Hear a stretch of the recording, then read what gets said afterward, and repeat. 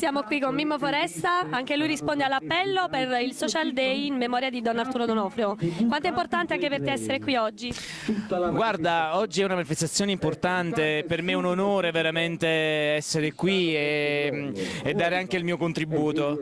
Come tutti gli altri artisti hanno contribuito, quindi è una giornata prettamente particolare e niente, siamo estremamente felici per cercare... non esserci quindi?